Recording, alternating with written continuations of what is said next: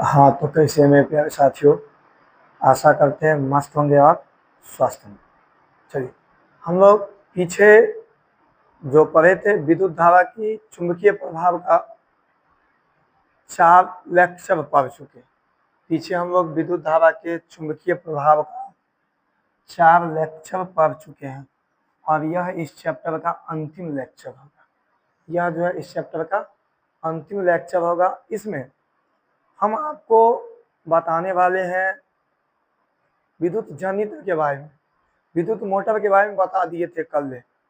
आज थोड़ा बहुत एक्सप्लेन कर देंगे फिर से, ठीक है। तो हम लोग जो अभी पढ़ रहे हैं वो चैप्टर नंबर 5 की, आज 5वां क्लास, चैप्टर 5 की 5वां क्लास, जिस चैप्टर का नाम है विद्युत धारा के चुंबकीय प्रभाव। जिस चैप्टर का क्या नाम है? विद्युत धारा के चुंबकीय प्रभाव। तो क्लास को स्टार्ट करने से पहले हम आपसे यही कहेंगे, तो कृपया करके वीडियो को क्या कीजिए, शेयर कीजिए, लाइक कीजिए और चैनल को क्या कीजिए, सब्सक्राइब। ठीक है, तो अब हम क्या करते हैं, बिना देरी किए क्लास के स्टार्ट करते। चलिए,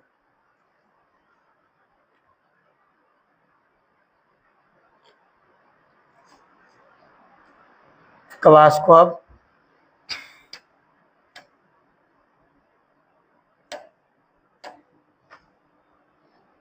स्टार्ट करते हैं।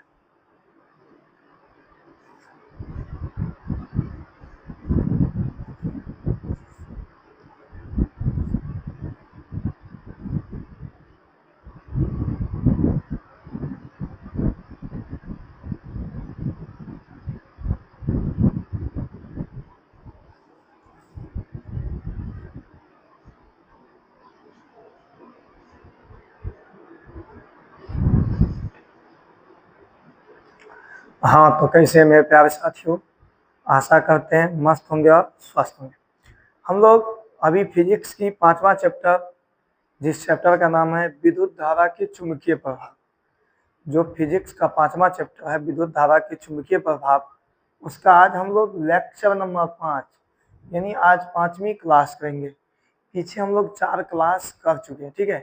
पीछे हम लोग कितना क्लास किए हैं? 4। आज जो हम करेंगे वो 5वीं क्लास करेंगे, समझ गए। और ये चैप्टर जो 5 है ना, विद्युत धारा के चुंबकीय प्रभाव, और समझिए इसके बाद एक ही चैप्टर बचेगा फिजिक्स में, जिसका नाम है ऊर्जा का स्रोत। उसे भी बहुत जल्दी खत्म कर देंगे, ठीक है। तो आपका ये चैप्टर कितना है? 5 है। जिस चैप्टर का क्या नाम है? विद्युत धारा के चुंबकीय प्रभाव। और ये लेक्चर नंबर कितनी है? 5। यानी पीछे 4 क्लास हो चुका है और आज इस चैप्टर का अंतिम क्लास है। आज इस चैप्टर का अंतिम क्लास है, समझ गए। बस कल की क्लास में जो है ना, वो ऑब्जेक्टिव की टेस्ट भी आ जाएगा और इस चैप्टर को खत्म करके फिर विद्युत धारा के वो क्या कहते हैं, ऊर्जा के स्रोत स्टार्ट करेंगे, ठीक है। चलिए, तो अब हम लोग देखेंगे, क्लास को स्टार्ट करने से पहले यही कहेंगे कि वीडियो को क्या कीजिए, शेयर कीजिए, लाइक कीजिए और चैनल को क्या कीजिए, सब्सक्राइब, ठीक है। तो अब क्या करते हैं, हम लोग बिना देरी के क्लास को स्टार्ट करते हैं। चलिए, तो पीछे हम लोग जो पढ़े थे वो विद्युत मोटर के बारे में पढ़े थे। क्या किसके बारे में पढ़े थे? विद्युत मोटर के बारे में, ठीक है। चलिए, मोटर से पहले हम आपको बताए थे फ्लेमिंग के वाम हस्त नियम। क्या बताए थे? फ्लेमिंग के वाम हस्त नियम के बारे में बताए थे। वाम हस्त कहने का मतलब बामा हाथ के नियम। देखिए, हम क्या बताए थे आपको, जो बामा कहता है ना, तो बामा हाथ, ये क्या हुआ? बामा हाथ। क्या कहता है? वाम हस्त नियम, मतलब बामा हाथ के नियम। सबसे पहले बामा हाथ लेंगे और बामा हाथ के 3 उंगली को एक दूसरे के लंबवत पकड़ेंगे। कितने? 3 उंगली को, तीनों के एक दूसरे के क्या होना चाहिए? लंबवत। 3 उंगली तीनों क्या रहेगा? एक दूसरे के लंबवत। यह इसके 90 डिग्री और ये इसके अपेक्षा 90 डिग्री, या इसके सापेक्ष 90 डिग्री और ये इसके सापेक्ष 90 डिग्री। तो पहला उंगली का नाम क्या है? अंगूठा। इसे क्या कहेंगे? अंगूठा। ये क्या हो गया? अंगूठा। ये क्या हो गया? तर्जनी। और ये क्या हो गया? मध्यमा। दूसरा क्या है? तर्जनी। और तीसरा क्या है, मध्यमा। अब किन्हीं को याद है तो आप हमें बताइए, जो हमें अंगूठा क्या दिशा बताता है, हमें चालक तार पे लगने वाला बल की दिशा कौन बताता है, अंगूठा बताता है। अंगूठा किसकी दिशा बताता है, बल की। और तर्जनी किसकी इशारा करता है, कि चुंबकीय क्षेत्र की। किसकी,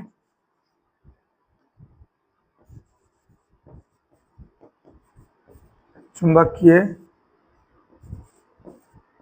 क्षेत्र की दिशा। चलिए, अब ये हमें क्या बताता था, मध्यमा विद्युत धारा की दिशा। समझ गए। चलिए,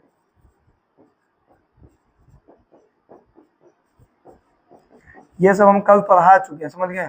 पीछे का लेक्चर में ये सब हम पढ़ा चुके हैं,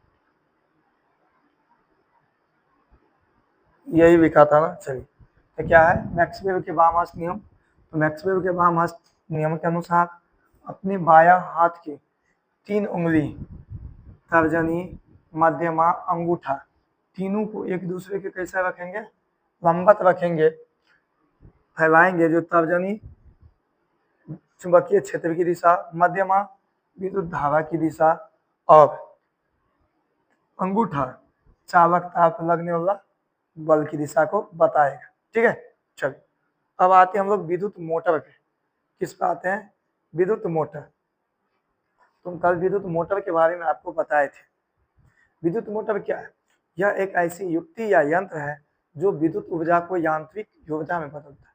यानी मोटर जो करंट हमेशा लेता है, यह एक ऐसी युक्ति या यंत्र है जो विद्युत ऊर्जा को यांत्रिक ऊर्जा में बदलता है।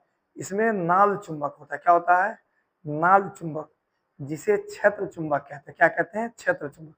इसमें नरम लोहा होता है जिसके ऊपर में तांबा की तार लपेटा रहता है, जिसे आर्मेचर कहते हैं। समझ गए। और आर्मेचर का जो अंतिम छोर रहता है ना, उसमें पीतल का ब्लेड लगा रहता है। आर्मेचर का जो अंतिम छोर होता है, वहां पीतल का क्या लगा रहता है, ब्लेड लगा रहता है, जो कार्बन की ब्रश को क्या करते रहता है, स्पर्श करते रहता है। यही बात को हम लोग लिख देंगे। समझ गए। यही क्या है, विद्युत मोटर है। जो बात हम बोले वही इसमें लिखा हुआ है। ठीक है। अच्छा, इसकी बनावट देखिए। बनावट कब हम बताए थे, क्रियाकलाप में। जब आर्मेचर से विद्युत धारा पास कराई जाती है, जब आर्मेचर से विद्युत धारा प्रवाहित कराई जाती है, तो आर्मेचर दो भुजाएं चुंबकीय क्षेत्र के लंबवत हो जाते हैं।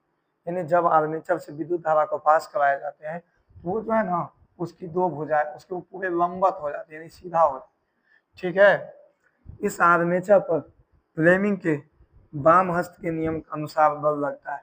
यानी आर्मेचर जो घूमता है वो फ्लेमिंग के वाम हस्त नियम के अनुसार। आपसे एग्जाम में ऑब्जेक्टिव में पूछेगा, विद्युत मोटर किसके सिद्धांत पर काम करता है, तो आप क्या कहेंगे, फ्लेमिंग के वाम हस्त के नियम के अनुसार काम करता है। समझ गए। जिसके कारण आर्मेचर घूमता है और यह लगातार एक ही दिशा में घूमता है, जिसके कारण इसे विद्युत मोटर कहा जाता है। और ये हमेशा एक ही दिशा में घूमता है। ठीक है। ये सब हम कल बता चुके थे। अब हम आज पढ़ने वाले हैं बहुत ही खतरनाक चीज, विद्युत चुंबक प्रेरण। क्या पढ़ने वाले हैं, विद्युत चुंबकीय प्रेरण। क्या पढ़ने वाले हैं, विद्युत चुंबकीय प्रेरण। देखिए, चुंबक और विद्युत के बारे में देखिए, चुंबक और विद्युत में बहुत गहरा संबंध है। चुंबक और विद्युत में बहुत गहरा संबंध है। यह बात किसने बताए थे, माइकल फ्राडे साहब ने बताए। कौन बताए थे, माइकल फ्राडे साहब ने 1831 में बताए थे। ठीक है। चलिए, यानी देखेंगे विद्युत और चुंबक में गहरा संबंध है। जिस प्रकार से विद्युत के कारण चुंबकीय क्षेत्र उत्पन्न किए जा सकते हैं, उसी प्रकार से चुंबकीय क्षेत्र के कारण विद्युत भी क्या किए जा सकते, उत्पन्न किए जा सकते हैं।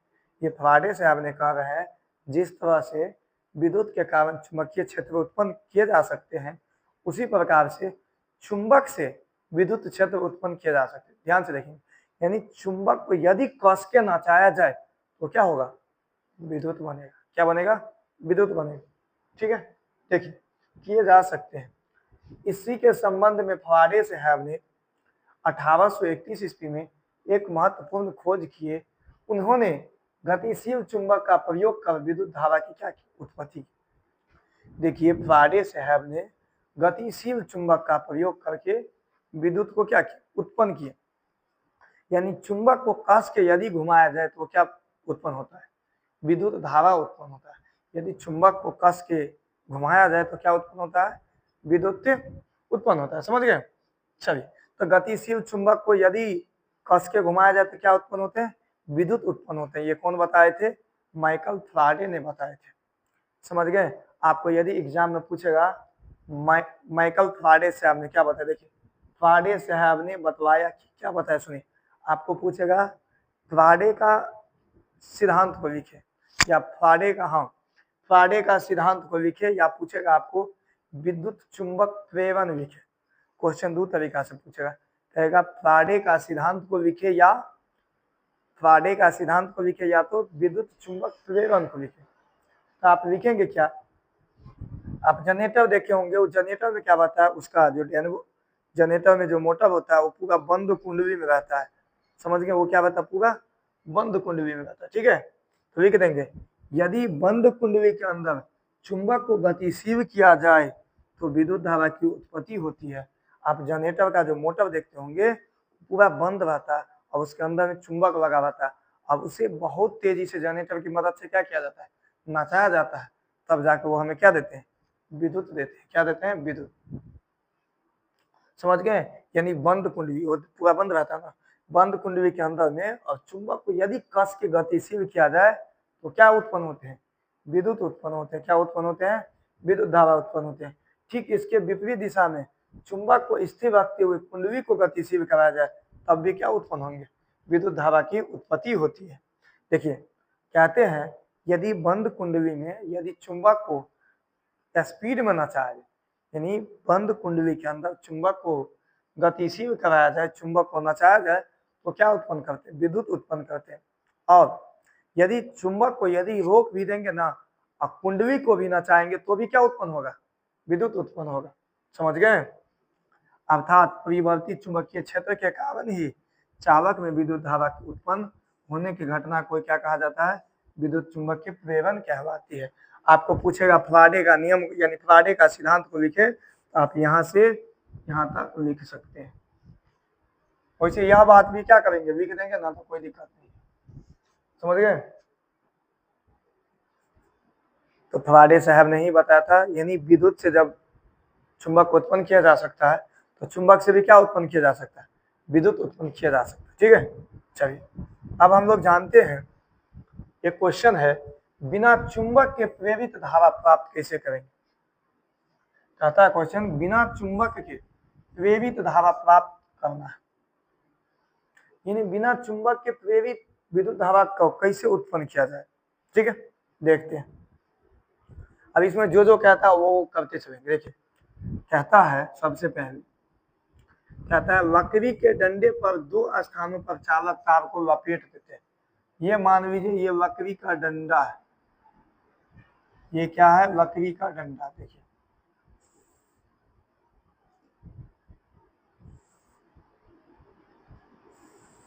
ये लकड़ी का डंडा है। ठीक है, अब ये लकड़ी के डंडा के ऊपर में चालक तार को दो जगह लपेटना है। चलिए एक जगह हम यहाँ लपेट दिए और यहाँ क्या किए, बैटरी की सहायता से इसे जोड़ डाल दिए। ठीक है, और एक जगह तार हम यहाँ पे जोड़ दिए। ठीक है, और यहाँ पे जोड़ने के बाद क्या किया, हम गैल्वेनोमीटर की सहायता से क्या किया, यहाँ पे हम गैल्वेनोमीटर जोड़ दिए। ठीक है, देखिए लकड़ी के डंडे पर दो स्थानों पर चालक तार को क्या करते हैं, लपेट देते हैं। एक चालक तार के साथ बैटरी की जोड़ देते हैं, एक चालक तार के साथ में हम क्या जोड़ दिए, बैटरी की जोड़ दिए। ठीक है, तथा दूसरे चालक के साथ में हम क्या जोड़ दिए, गैल्वेनोमीटर को जोड़ देते हैं। ठीक है, जब हम स्विच को चालू करते हैं तो देखते हैं कि दूसरे परिपथ में विद्युत धारा प्रवाहित हो रही है। देखिए जब हम यहाँ पे स्विच को ऑन करते हैं तो देखते हैं कि दूसरा परिपथ में भी क्या होता है, विद्युत धारा प्रवाहित होता है। यानी यहाँ पे जो गैल्वेनोमीटर की सुइया है ना वो हिलने लगता है। जैसे ही यहाँ पे विद्युत धारा उत्पन्न होता है तो चुंबक के कारण यहाँ भी क्या होगा, विद्युत धारा उत्पन्न हो रहा है। क्या हो रहा है? विद्युत धारा उत्पन्न हो रहा है। ठीक है, चलिए। एवं गैल्वेनोमीटर थोड़ा सा विक्षेपित हो रहा है, यानी जैसे यहाँ पे लाइन दी है तो क्या हुआ, ये भी प्रभावित होने लगा। यहाँ पे जो गैल्वेनोमीटर लगाए थे वो क्या होने लगे? प्रभावित होने लगे। यानी इससे ये पता चलता है इसमें क्या गया? करंट गया, चुंबक के कारण। ठीक है, चलिए। जब स्विच बंद करते हैं, यानी जब स्विच को हम बंद करते हैं तो क्या होता है? वो जो विद्युत गैल्वेनोमीटर की सुइया था वो फिर अपने स्थान पे आके खड़ा हो जाता है। ठीक है, तो पुनः एक बार फिर से क्या करते हैं? विद्युत धारा को प्रवाहित करते हैं। तो इससे ये पता होता है कि बिना चुंबक के भी प्रेरित धारा क्या किया जा सकता है? उत्पन्न किया जा सकता है। यानी बिना चुंबक को भी क्या किया जा सकता है? विद्युत धारा उत्पन्न किया जा सकता है। ठीक है, चलिए। अब हम आज पढ़ते हैं फ्लेमिंग के दक्षिण हस्त नियम। अब क्या पढ़ेंगे हम? फ्लेमिंग के दक्षिण हस्त नियम। ठीक है, अभी वाम पढ़े थे, अभी दक्षिण।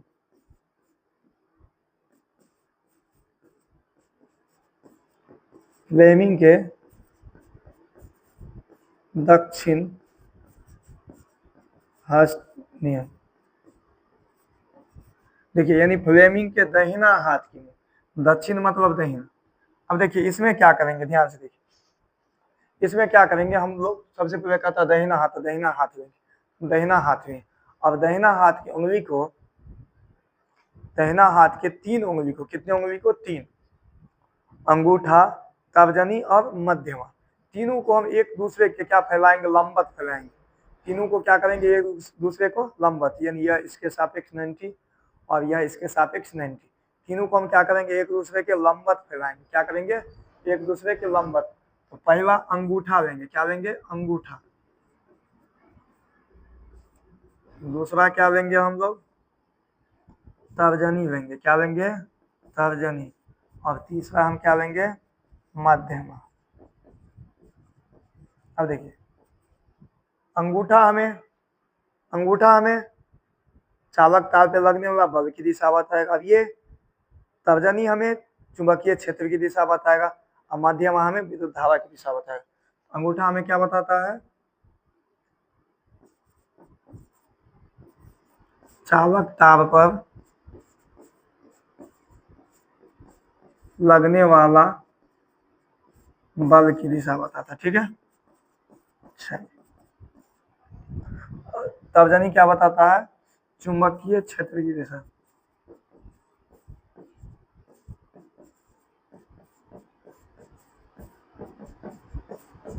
और मध्यमा क्या बताता है हमें? विद्युत धारा की दिशा।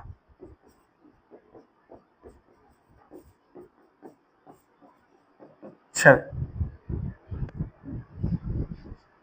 तो ये बात को हम क्या करेंगे? लिख देंगे। ठीक है, तो फ्लेमिंग के दक्षिण हस्त नियम को लिखे। तो फ्लेमिंग के दक्षिण हस्त नियम के अनुसार अपने दाहिने हाथ के 3 उंगली, तर्जनी, मध्यमा, अंगूठा को इस प्रकार से लंबवत फैलाएं कि तर्जनी चुंबकीय क्षेत्र की दिशा, अंगूठा चालक तार पर लगने वाला बल की दिशा, माध्यमा विद्युत धारा की दिशा को क्या करते हैं? बतलाते हैं। समझ में आ गया आपको? ठीक है, चलिए देखते हैं ना, ये क्या कर रहा है? गति, बल की दिशा दिखा रहा है। ये मैग्नेटिक फील्ड कहने का मतलब चुंबकीय क्षेत्र, और ये विद्युत धारा की दिशा। ठीक है, चलिए अब हम लोग जो पढ़ेंगे वो बहुत ही इम्पोर्टेंट प्रश्न, जिसका हमें बेसब्री से इंतजार था, और ये पूरे 5 नंबर पूछता है। क्वेश्चन का क्या नाम है? विद्युत जनित, यानी डेनवो क्या है? सचित्र वर्णन। देखेंगे, लिखेंगे विद्युत जनित।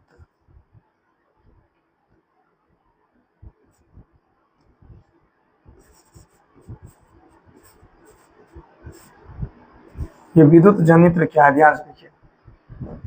आपको देखिए, विद्युत जनित्र और विद्युत मोटर में ज्यादा फैसला नहीं है, बस थोड़ा फैसला है, बनावट है हल्का। उसमें एक वलय होता था, लेकिन इसमें 2 वलय है। कार्बन के ब्रश उसे भी स्पर्श करता था और कार्बन के ब्रश इसे भी स्पर्श करता है, बस थोड़ा अंतर है। उसमें एक वलय था और इसमें दो वलय है। वो फ्लेमिंग के बामा हाथ के नियम पे काम करता था, अब ये फ्लेमिंग के दाहिना हाथ के नियम पे काम करेगा। बस इतना ही अंतर तो लिखेंगे। सबसे पहले आपको विद्युत जनित्र क्या करता था, यांत्रिक ऊर्जा को किस में बदलता है, विद्युत ऊर्जा में बदलता है। चूंकि यह विद्युत लेता नहीं, विद्युत हमें देता है, ये क्या करता है, यांत्रिक ऊर्जा को विद्युत में बदलता है। विद्युत जनित्र को गांव गांव में जनरेटर कहते हैं, ठीक है। चलिए, ये क्या करता है, यांत्रिक ऊर्जा को क्या कर देता है, यांत्रिक ऊर्जा को विद्युत ऊर्जा में बदलता है ना। चलिए,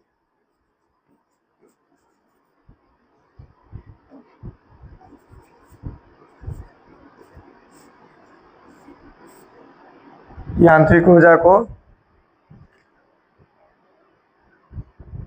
विद्युत ऊर्जा में बदल देता है, ठीक है। चल, दूसरा, इसमें भी क्या होता है पता है आपको, नाल चुंबक होता है। इसमें भी क्या होता है, नाल चुंबक होता है। इसमें भी नाल चुंबक होता है,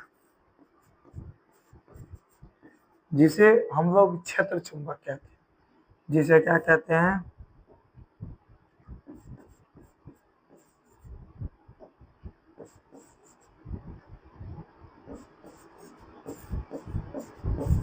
जिसे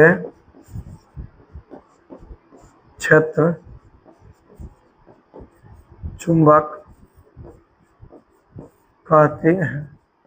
चल, अब उसके बाद इसमें भी नवम लोहा होता है। क्या होता है उसके बाद इसमें भी क्या होता है, नवम लोहा होता है, लोहा होता है। इसमें भी लोहा कैसा होता है, नवम लोहा। नवम लोहा के ऊपर, नवम लोहा के ऊपर देखिए, नवम लोहा के ऊपर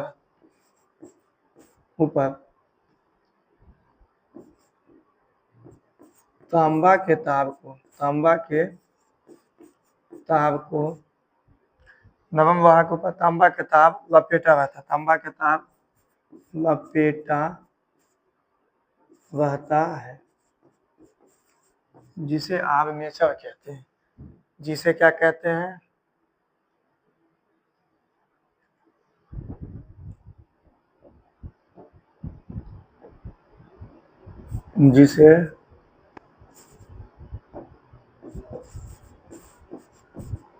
जिसे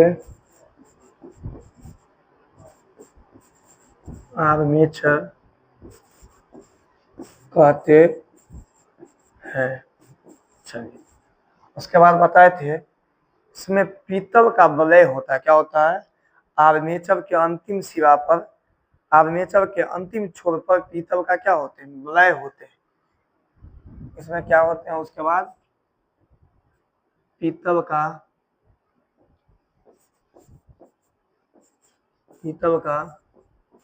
वलय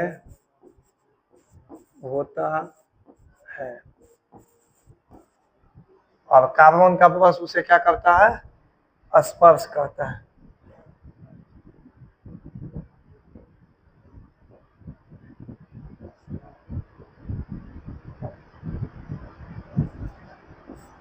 जिसे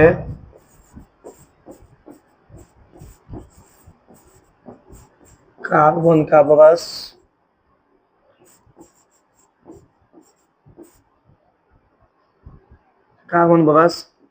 स्पर्श करता है।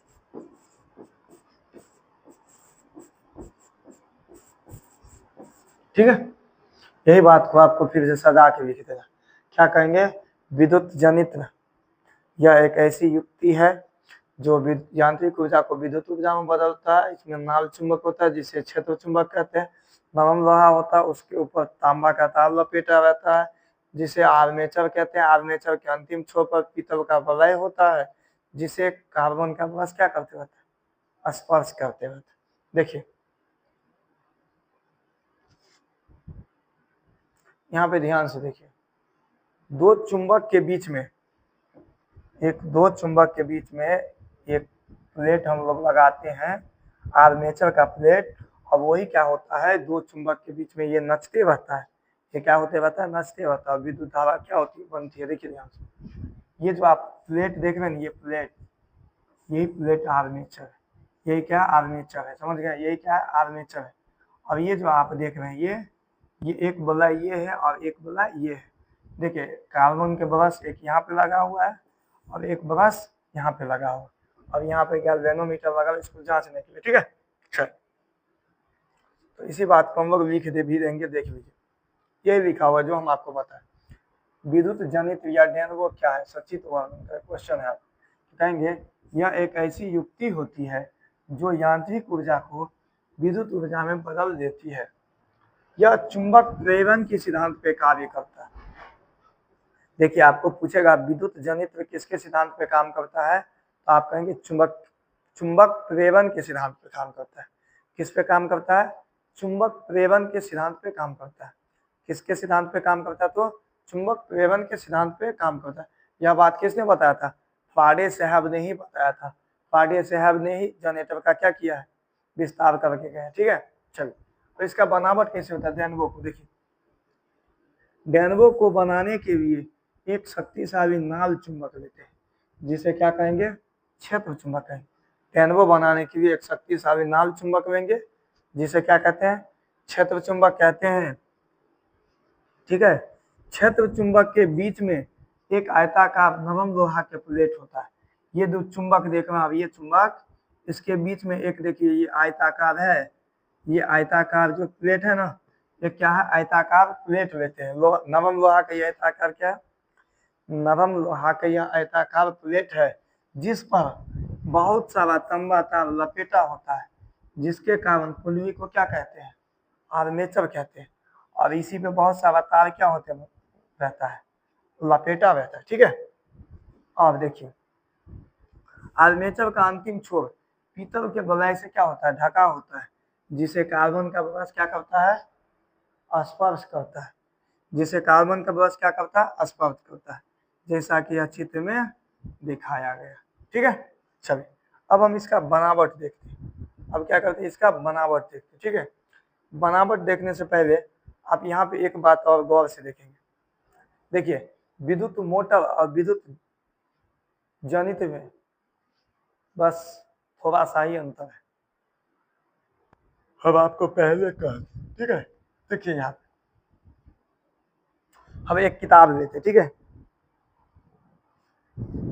ये किताब है, देखिए ये मान लेते हैं ये आर्मेचर की है। ठीक है, देखिए मान लेते हैं, जैसे देखिए ये क्या है, ए है, ये बी है, ये सी है और ये है डी।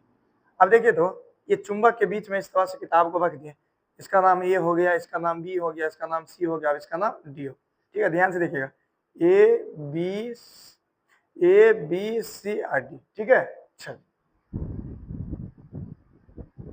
आइए, जब आर्मेचर को घुमाया जाता है तो कुंडली के भीतर लगातार चुंबकीय क्षेत्र में क्या होता है, परिवर्तन होता है। अब देखिए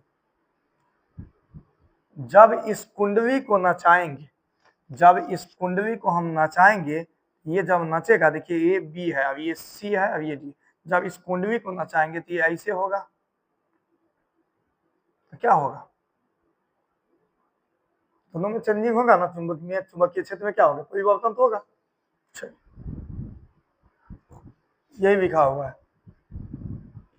जब आर्मेचर को घुमाया जाता है तो कुंडली के भीतर लगातार चुंबकीय क्षेत्र में क्या होता है, परिवर्तन होता है। जब कुंडली का ए बी भाग ऊपर और सी डी भाग नीचा, देखिए ये जिस तरह से आपको हम बताए थे, ये ए है, ये बी है, ये सी है, ये डी है। जब ये देखिए ये इस तरह से ऊपर जाएगा, ए बी ऊपर जाएगा तो सी डी कहाँ आएगा, नीचे आएगा। और जब ए बी नीचे आएगा तो सी डी कहाँ जाएगा, ऊपर जाएगा। ठीक है, चलिए जब ए बी भाग ऊपर तो सी डी भाग नीचे आता है, तो फ्लेमिंग के दक्षिण हस्त नियम के अनुसार धारा क्या होता है, प्रवाहित होता है।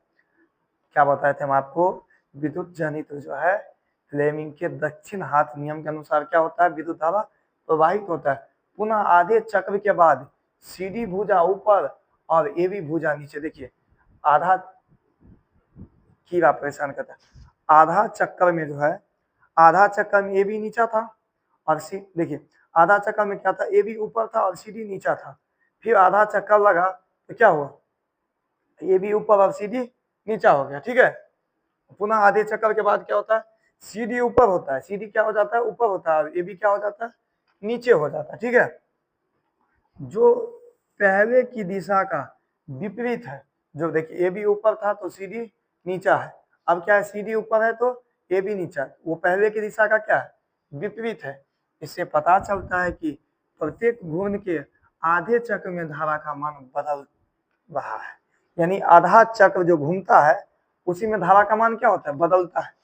ये आधा चक्र जैसे ये यहाँ से ऐसे हुआ, इसका मान क्या होता है, बदलता है, ठीक है। अर्थात धारा शून्य से महत्तम और महत्तम से शून्य हो गई, यानी जब इस तरह से है तो धारा का मान बढ़ा, फिर इस तरह से है तो शून्य, फिर ऐसे हुआ तो बढ़ा, फिर ऐसे हुआ तो शून्य। यानी जब कुंडली चुंबकीय क्षेत्र के समांतर होता है तो स्थिति में धारा का मान क्या होता है, शून्य होता है। यानी वो चुंबक के क्या होता है, समांतर होता है तो धारा का मान क्या होता है, शून्य होता है। लेकिन जैसे ही ये घुमा तो धारा का मान महत्तम, फिर समांतर तो शून्य, फिर घुमा तो महत्तम, फिर समांतर तो शून्य। महत्तम मतलब बढ़ रहा है। लेकिन जब कुंडली चुंबकीय क्षेत्र के लंबवत होती है तो इस स्थिति में धारा का मान महत्तम होती है। इस स्थिति में धारा का मान क्या होते हैं, महत्तम होती है। धारा के परिवर्ती मान होने के कारण इस धारा को प्रत्यावर्तित धारा कहा जाता है तथा इस प्रकार के जनित्र को विद्युत जनित्र या डेनवो कहा जाता है। आपको इसी बात को याद रखना है, समझ गए। इसी बात को क्या करना है, याद रखना है। एक बार फिर से समझा देते हैं इसी को। देखिए क्या सब कह रहा है जब आर्मेचर को घुमाया जाता है तो कुंडली के भीतर लगातार चुंबकीय क्षेत्र में परिवर्तन होता है। यानी जब आर्मेचर को घुमाया जाता है तो चुंबकीय क्षेत्र में क्या होता है, परिवर्तन होता है, ठीक है। जब कुंडली का ए बी भाग ऊपर तो सी डी भाग कहाँ जाता है, नीचे।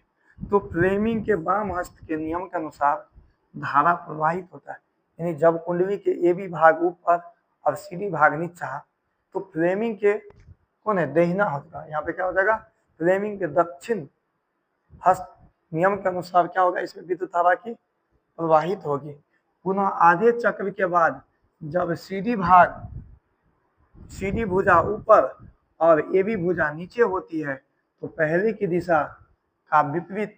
इससे पता चलता है कि प्रत्येक घूर्ण के आधे चक्र धारा का मान बदल रहा है, अर्थात धारा शून्य से महत्तम और महत्तम से शून्य हो रही है। जब कुंडली चुंबकीय क्षेत्र के समांतर होती है तो इस स्थिति में धारा का मान शून्य होता है। लेकिन जब कुंडली क्या होते हैं, चुंबकीय क्षेत्र के लंबवत होते हैं, लंबवत मतलब चुंबकीय क्षेत्र के सीधा होते हैं, तो धारा का मान क्या होता है, महत्तम होता है। धारा के प्रत्यावर्तित मान होने के कारण इस धारा को प्रत्यावर्तित धारा कहते हैं तथा इस प्रकार के जनित्र को क्या कहा जाता है, विद्युत जनित्र या डेनवो कहा जाता है। इस बात को आपको ख्याल रखना, ज्यादा हार्ड नहीं है, समझ गए, बहुत आसान है। तो आपका यही दो क्वेश्चन में से एक क्वेश्चन पूछता मैंने, यही होता। तो देखिए ये डेनवो जो है ना, डेनवो तो विद्युत जनित्र में और डेनवो में बस थोड़ा ही अंतर है। ये दृष्ट धारा के लिए, यानी ये जो डेनवो होता है ना वो डीसी करंट के लिए होता है। किसके लिए होता है, क्या, डीसी करंट के लिए होता है। ये डेनवो क्या होता है, डीसी करंट के लिए होता है, समझ गए, बैटरी को चार्ज करने के लिए, ठीक है। चलिए दृष्ट धारा डेनवो क्या है, कहेंगे यह एक ऐसी युक्ति है जिससे दृष्ट धारा क्या किया जाता है, प्राप्त किया जाता है। यानी डायरेक्ट करंट क्या किया जाता है, प्राप्त किया जाता है, समझ गए। चलिए अब यह विद्युत चुंबकीय प्रेरण के सिद्धांत में क्या करता है, कार्य करता है। ये जो दृष्ट धारा है ये विद्युत चुंबकीय प्रेरण के सिद्धांत पे क्या करता है, काम करता है, समझ गए। दृष्ट धारा डेनवो का बनावट लगभग प्रत्यावर्तित धारा डेनवो की जैसा ही होता है। यानी ये जो डेनवो होता है डीसी दृष्ट धारा का जो डेनवो होता है इसका लगभग जनित्र के जैसा ही क्या होता है, बनावट होता है, ठीक है। फर्क सिर्फ इतना ही होता है कि इसमें वलय का खंड लगे होते हैं, इसमें वलय का क्या लगे होते हैं, खंड लगे होते हैं। ध्यान से देखिए, वो जो एसी करंट का जो वलय था ना, उसमें पूरा घुमा हुआ था वलय, उसका जो वलय था वो क्या था, पूरा घुमा हुआ था। लेकिन इसका जो वलय रहेगा वो कुछ इस तरह से रहेगा, समझ गए, आधा आधा करके रहेगा। इसका वलय क्या होगा, खंड में, यानी टुकड़ा में क्या रहेगा, बटा रहेगा। ठीक है, इसमें प्रत्येक आधे घूर्ण के बाद धारा का मान बदलने पर भी यह लगातार एक ही दिशा में क्या होते हैं, प्रभावित होते हैं। इसलिए इस प्रकार के दृष्ट धारा को क्या कहते हैं, डेनमो कहते हैं। ठीक है, चलिए अब देखिए प्रत्यावर्ती धारा और दृष्ट धारा में अंतर देखिए क्या कहता है। प्रत्यावर्ती धारा और दृष्ट धारा में क्या लिखे, अंतर। यानी प्रत्यावर्ती धारा कहने का मतलब एसी करंट, और इधर कहने का मतलब डीसी करंट, यानी अल्टरनेट करंट और डायरेक्ट करंट। आप ट्रांसफार्मर देखे हैं, आप ट्रांसफार्मर देखे हैं, वो क्या करता है, एसी करंट को डीसी में बदलता है। वो क्या करता है, एसी को डीसी में बदलता है, समझ गए, वो क्या करता है, एसी को डीसी में बदलता है। ठीक है, यानी जो ट्रांसफार्मर होता है ना, आप उसे घर के नजदीक नहीं देखेंगे, वो घर से बहुत दूर रहता है, एक साइड में देखेंगे, उसे आप गांव मोहल्ला में नहीं देखेंगे, उसे एकांत में देता है। और जहाँ जगह की दिक्कत होती है, अभाव होती है, वही मोहल्ला में दिया जाता है। ठीक है, यानी वो क्या होता है, 11,000 ट्रांसफार्मर क्या करता है, 11,000 वोल्टेज को 220 में कन्वर्ट कर देता है, समझ गए। 11,000 वोल्टेज को कितना में कन्वर्ट कर देता है, 220 वोल्टेज में कन्वर्ट कर देता है। यानी उसमें इतना शक्ति होता है, इतना शक्ति होता है, 1 फीट अलगे से आदमी को खींच लेता है, 1 फीट अलगे से 2 फीट अलगे से आदमी को क्या करता है, खींच लेता है। ठीक है, तो चलिए प्रत्यावर्ती धारा और दृष्ट धारा में अंतर समझते हैं। ठीक है, 5 नंबर में पूछता है, 5 अंतर लिखना होगा। एसी करंट और डीसी करंट कितने नंबर में पूछता है, 5 नंबर में, समझ गए। तो आपको 5 अंतर लिखना है, 2 लिखेंगे तो 2 अंतर लिखेंगे तो 2 नंबर, 3 तो 3 नंबर, 4 तो 4 नंबर, 5 तो 5 नंबर। इसमें धारा का मान एवं दिशा समय के साथ बदलते रहता है। एसी करंट जो होता है, इसमें समय के साथ क्या होते बताइए, बदलते रहता है। क्या होते रहता है, बदलते रहता है। ठीक है, और इसमें धारा का मान बदलता है लेकिन दिशा नहीं बदलता। बैटरी में क्या होता है, धारा का मान बदलता है लेकिन दिशा नहीं, एक ही दिशा में बदलता है, एक ही दिशा में चलता है। लेकिन लाइन में ऐसा नहीं है, इसका दिशा और मान, दिशा की बात करें, ये क्या करता है, धारा का मान और दिशा दोनों समय के साथ बदलता है। इसमें धारा का मान तो बदलता है लेकिन दिशा नहीं बदलता है, जैसे कि हम आपको बताते हैं। अब देखिए यहाँ से 4 किलोमीटर 5 मान लेते हैं, 1 किलोमीटर आगे मेरा खेत है, वहां हमें ले जाना है। तो देखिए लाइन तो बहुत शक्तिशाली होता है, तो ये लाइन का तार यदि लाइन में जोड़ेंगे ना, वहां तक खेत तक तार पहुंच जाएगा, तार तो पहुंचा देंगे, लाइन पहुंच जाएगा। लेकिन यही हम बैटरी से जोड़ेंगे ना, तो वहां तक नहीं पहुंचेगा, पता चलेगा रास्ते में बैटरी के दर्द हो गया। ठीक है, देखिए इस धारा को आसानी से उत्पन्न कर सकते हैं, यानी एसी जो करंट होता है उसे आसानी से उत्पन्न कर सकते हैं।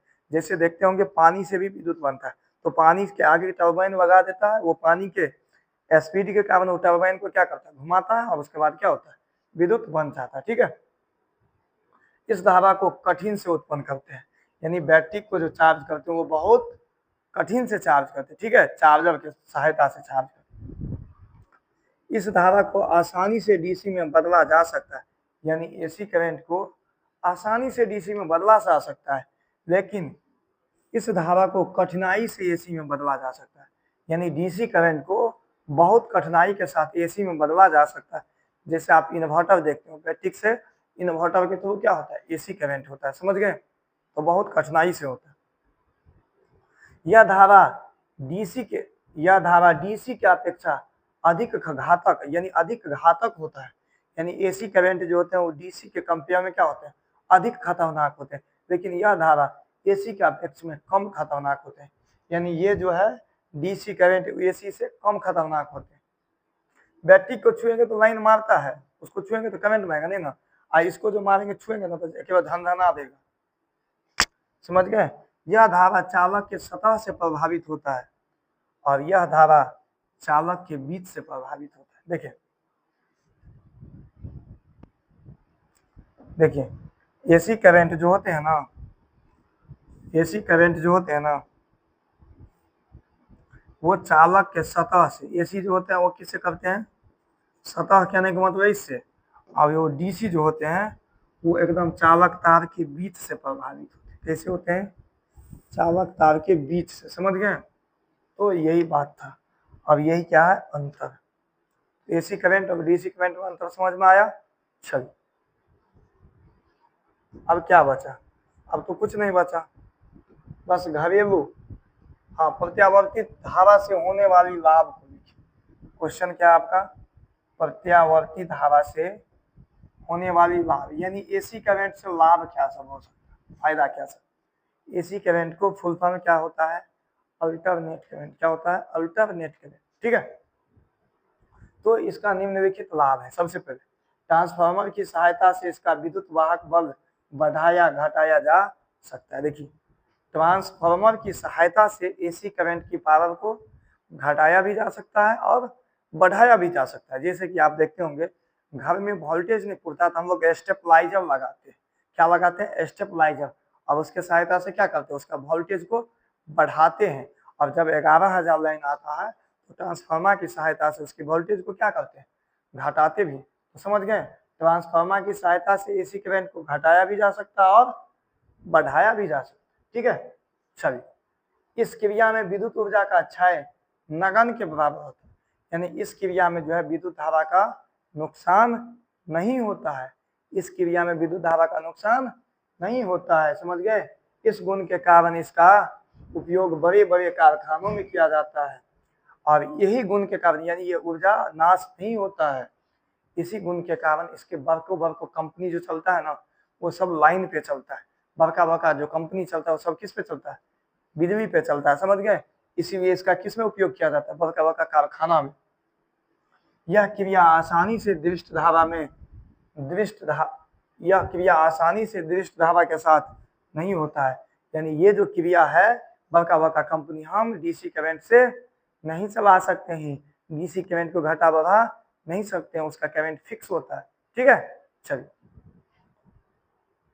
इसका विद्युत वाहक बल बढ़ा या घटा करके दूर तक भेजा जा सकता है। यानी एसी करंट जो होता है उसको घटा के या बढ़ा के दूर तक भी भेज सकते हैं, बहुत दूर तक भेज सकते हैं।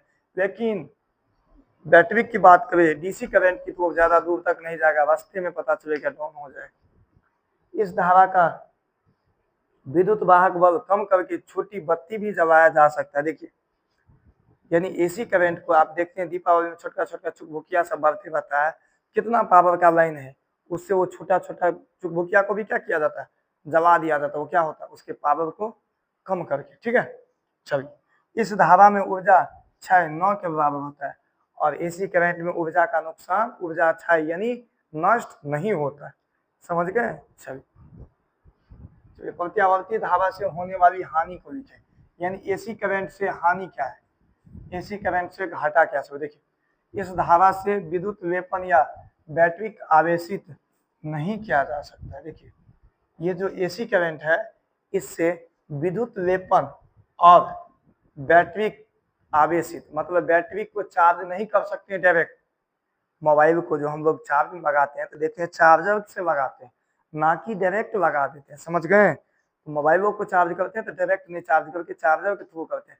बैटरी को भी चार्ज इससे हम नहीं कर सकते हैं, चार्जर के सहायता से क्या होता है, देखिए लाइन इन्वर्टर में जाता है और इन्वर्टर इसे चार्ज करते हैं, ठीक है। चलिए इस धारा से विद्युत विश्लेषण नहीं किया जा सकता है, यानी प्रतिवर्ती धारा से विद्युत विश्लेषण नहीं किया जा सकता है। प्रतिवर्ती धारा को संचित सेल से संचित नहीं किया जा सकता है, यानी प्रतिवर्ती धारा को जमा करके हम लोग नहीं रख सकते हैं, समझ गए। इसे जमा करके नहीं रख सकते, इसे हम क्या करते हैं इन्वर्टर में। देखिए बैटरी को चार्ज करते क्या करते हैं, इन्वर्टर इसे डीसी में कन्वर्ट करके फिर क्या करता है उसे जमा करता है, ठीक है। इस धारा के स्पर्श मात्र से बहुत तेज झटका मारता है, यानी एसी करंट यानी लाइन को छूते मात्र क्या मारता है, बहुत लंबा झटका मारता है। इस धारा का उपयोग विद्युत चुंबक में नहीं किया जा सकता है, यानी इस धारा का उपयोग विद्युत चुंबक में नहीं किया जाता है, समझ गए। चलिए आइए अब कहता है घरेलू वायरिंग की संरचना। क्या कहता है क्वेश्चन? घरेलू वायरिंग की संरचना। तो घरेलू वायरिंग की संरचना क्या होती है? देखिए घरेलू परिपथ में श्रेणी क्रम में जोड़ा जाता है। श्रेणी क्रम संयोजन का उपयोग क्यों नहीं किया जा सकता? देखिए आपको हम बताए थे घर का जो मीटर होता है ना, सिर्फ उसी को क्या करते हैं हम लोग? श्रेणी क्रम में जोड़ते हैं। तो आज की क्लास को हम यहीं पे छोड़ दें क्या सभी? बस घरेलू का जो है ना वायरिंग के बारे में कल बता देंगे, और उसके बाद जो भी ऑब्जेक्टिव है उसे भी खींच लेंगे। क्या 70 के आसपास ऑब्जेक्टिव है, तो ऑब्जेक्टिव भी खींच लेंगे और वो भी कर देंगे ना।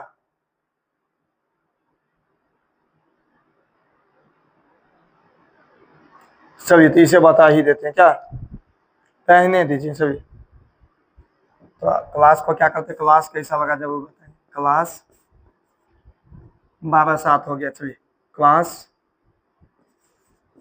कैसा लगा? ठीक है, क्लास को शेयर जरूर कीजिएगा,